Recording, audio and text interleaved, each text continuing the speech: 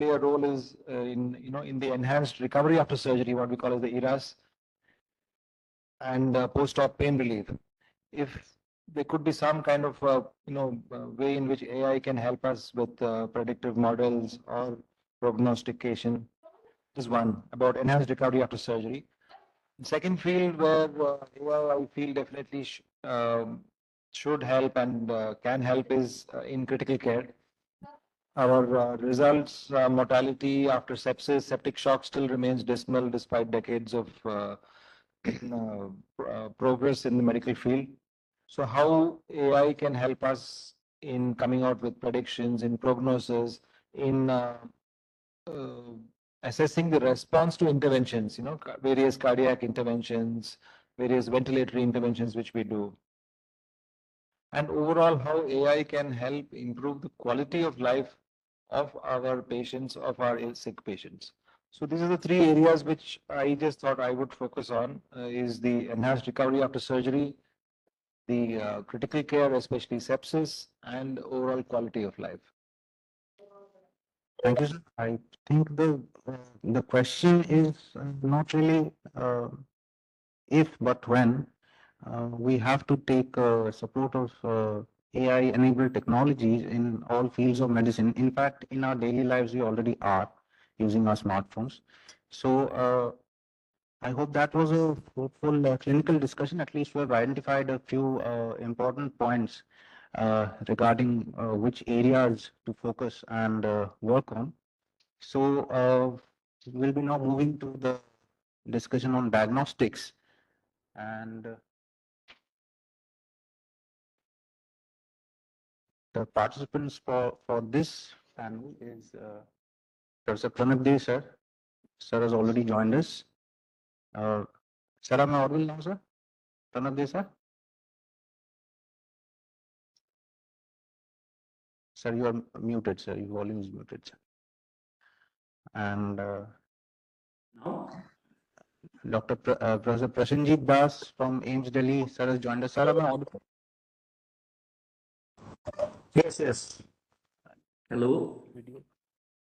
Could you please turn your video on, sir? Am I audible? Yes, sir. You're audible, sir. But we still can't see you, sir.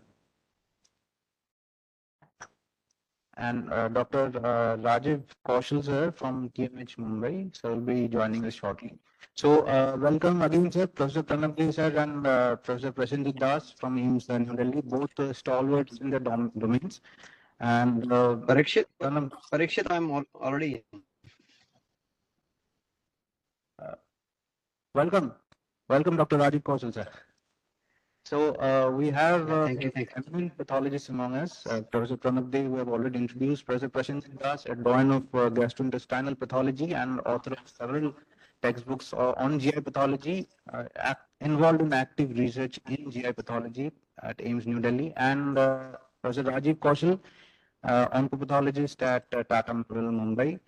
And we have among us Professor Venkatesan, sir, HOD pathology at AFMC Pune, hematopathologist, and Lieutenant Colonel Vikram Singh, sir, as well, from the Department of Pathology in AFMC Pune. So I think that's a very comprehensive panel. So to start with, Professor Pranab sir. So we have been working in the field of AI for last 8 decades now, sir, I suppose. You are one of the earliest pioneers of using artificial intelligence in AI in pathology. So what changes have you seen? What all new fields have come up in applications of AI in pathology, sir?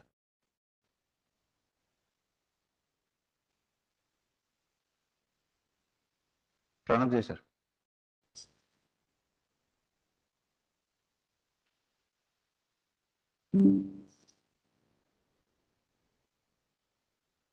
So I'll, while sir answers, I'll take the same question to Professor Prasenjit Das.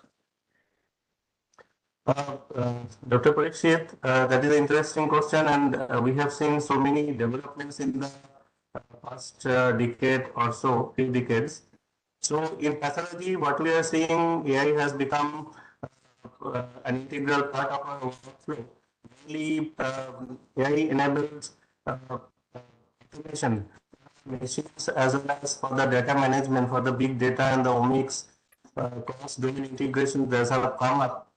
Also, being an anatomical pathologist, what advancement what we have seen, those are basically ADM based and deep learning based algorithms, which can give you some conclusions, we can call them as a Q pathologist because they can guide you a pathologist and they can influence your interpretation. There are many tools where all pathologists in their labs they do QC. The hematopathologist, like anatomical pathologists like us, we have to do internal as well as external QCs. For digital workflows, there are many AI-based QC models which are available. So these are the advancements what I think is very important. There are some advanced upcoming things like generative AI and all those, but we need to discuss them more. But technology-wise, if we say there is a remarkable advancements of AI, and it is going to impact or modify at least the pathology practice. All right. Sir, that is the change we are also feeling as pathologists as more and more tools come up every day to assist us or to replace us, whatever. But this question to Professor Rajiv Kaushal, sir.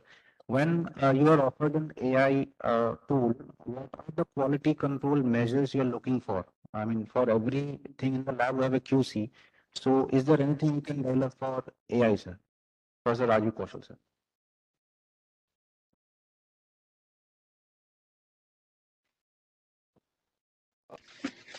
Can you hear me? Okay, Yes. no, yeah, because it Yeah, was not sir. allowing me to Did you get the unmute. question, sir? We Yeah, wanted to know what yeah, quality control I got tools we question, can but apply in it's AI not allowing models me and to pathology, unmute. sir. Yeah, so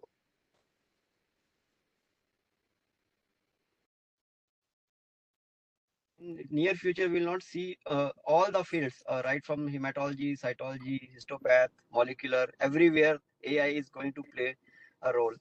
And the challenge, as you mentioned, is about the quality control. And the major issue, especially in the histopath, which we face, is for the why the quality control is required, because there can be digital artifacts. One thing is they can be artifacts related to the slide preparations. So we have to improvise on the quality of the glass slides. That is the first and four basic steps. Second thing is quality of the digital images, which is produced by different labs and different scanners. They can show the variability when you run any AI algorithm on that. And now with the advancements, there are some softwares are coming, which can, if before you run an algorithm, which you can pick up these artifacts. Some of them like HistoQC, HistoROI, they are available. And HistoQC is available free of cost also. So you can adopt those to improve and check whether your digital data is pure enough to go for AI-based analysis. Another concern is, and even, now even many new vendors also, they are when they are providing you the solution, AI solution, they are also providing you the uh, quality check for the in the background. So before the algorithm actually do the final task, these QCs are done. So that is one thing about the software. But at the same time, when we scan these slides on the daily basis, calibration records of the scanners and the daily QCs of the, they also need to be checked and validated. So only then we can move ahead and implementing these new algorithms in the clinical practice. Otherwise, they might give very biased opinion or biased diagnosis, which can mislead a pathologist and clinician. Yes, on that note, sir, I mean, when we talk about AI using AI models for diagnosis, should we have a set of QC images which we should run daily, like biochemistry samples? Both to Prasenjit Das sir and Rajiv Kaushal sir. Yeah, so there are some QC based recommendations are there, and it starts with initial calibration of the algorithm and with your glass slides, means your own glass slide preparations, and then ideally it has to be each slide before it go to the further testing. It has to, the background QC has to be done. That is our recommendation, but a minimum number of QCs, because if you have these background QC checks integrated, then it cross verify each and every case, because there is a lot of slide to slide preparation variability can be there, and till date there is no standardized guidelines about that, if like a biochemistry and other things, if you have done only one or two QCs per batch, that will be sufficient. Only at the generation of the slides, can have a caliber QC, but not there are no clear recommendations So I think about there when are none. if you run. That is the aim of this panel, so that we should at least attempt to make one before AI becomes mainstream. So I'll move on to Colonel Venkatesan sir for the next question. That is, when using AI, what should be our screening policy? High sensitivity, specificity. What are the different scenarios that we're looking at, sir? Yeah, definitely. As we are all speaking about AI, AI is going to be there, and probably we have to adapt to AI in the coming times. As far as laboratory medicine is concerned, we have implemented most of our processes, the processing part and the analytical part. Now we are moving to the next level, that is the interpretive part, which we are trying to automate.